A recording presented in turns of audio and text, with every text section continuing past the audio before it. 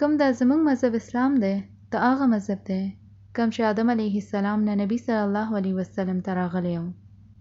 نو الله سبحانه وتعالی وی ان الدین عند الله الاسلام. کله چې الله د مونږ ته بنی اسرائیل مثال درکړي یا څومره هم چې د پخوا قومونو یهود نصارا نو دوی ټول څه ویل ونحن له مسلمون چې مونږ الله دپاره مسلمان یو. او بیا دا وګورئ چې مونږ څه وایو ونحن له مسلمون مونږ الله دپاره مسلمان یو. نو د دې خبرې دا معنی شو چې هغوی دین او زمونږ دین یو دی. نو مونږ دا ویلی شو چې زمونږ ټولو دین اسلام دی او دا وروستو حضرت ابراهیم پورې ځي. نو قرآن کې راځي ما انزل علی ابراهیم و اسماعیل و اسحاق و یعقوب والاسباط وما اوتی موسی و عیسی والنبیون من ربهم. چې څومره هم پیغمبران او نبیان راغلي دي موږ دوی ټولو ته اسلام درکړی و. خو بیا هم د دوی قانون کې څه خبرې د نبی صلی الله علیه وسلم ته راکولی شوي قانون نه لږ بیل دي. څنګه چې هغوی دا 5 مونځونه نه کوي څنګه چې مونږ کوو. هغوی د هغې ورځې باندې روژې نه نیسي چې کوم باندې مونږ نیسو. نو ډېر شیان داسې دي کوم چې مونږ کوو خو هغوی نه کوي. خو اوس 2 خبرې راځي. کله چې مونږ دوی ټوله ته بهر نه ګورو نو دا یو دین ښکاري خو دا بیا هم یو بل نه بیل دي. نو دې خبرې له داسې پوه شئ چې ویښ نه دا ټول یو دي ځکه چې دوی ټوله له الله یې لیږلی دی. څنګه د یو ونې ډېر څانګې وي خو دا ټول ویښ نه یو وي. چې تاسو دا یو څانګه پرېږئ نو هغې سره دا ونه خو نه خلاصیږي. نو هغه ونه به خو خپل ځای کې وي.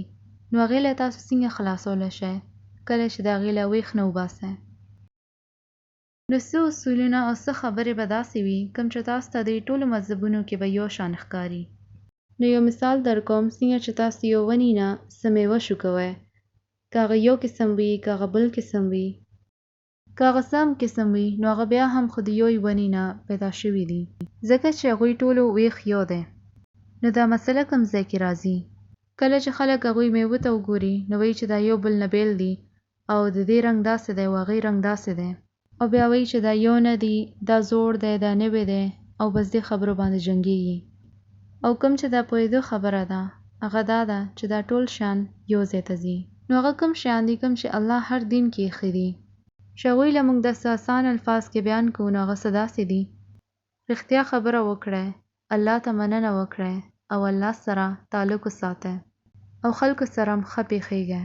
نو دا 2 شیان دي چې کوم الله د هر مذهب کې ایښي دي یعنی د خدای حقوق پوره کوئ او بیا د بندیانو حقوق پوره کوئ اخلاص سره او ښه نیت سره.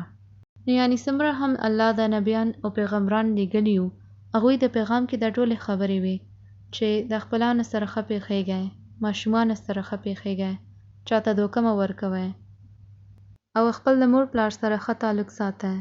نو دا هغه خبرې وي کوم چې د ټولو نبیانو به خپل خلکو ته زده کولې.